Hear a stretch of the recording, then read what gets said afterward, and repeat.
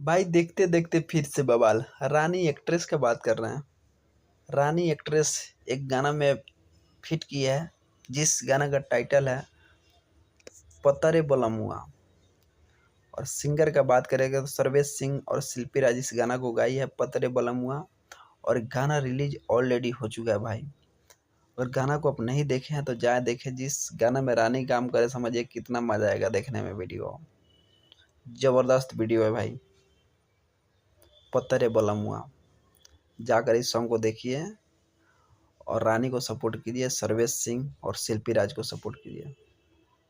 बाकी लोग आप लोग समझदार हैं भाई। इस गाना में रानी है तो आन ही है, समझ रहे हैं ना। तबाही ही तबाही, क्योंकि रानी का जलवा इस गाना में पूरा देखने को मिलेगा, नो डाउट। इस गाना को आप ऑर्केस्ट्रा में बैठ कर आराम से एंजॉय, फुल एंजॉय के साथ देख सकते हैं, क्योंकि ये ऑर्केस्ट्रा सॉन्ग है पतरे बलमुआ। ऑर्केस्ट्रा सॉन्ग है, फिर से आपको लोगों को रिपीट कर रहे हैं कि ये फैमिली में गाना नहीं सुने, ऑर्केस्ट्रा सॉन्ग है। क्योंकि रानी का कपड़ा कुछ अजीब ढंग का होता है, आप लोग देखे ही हैं। Thank you so much watch करने के लिए वीडियो।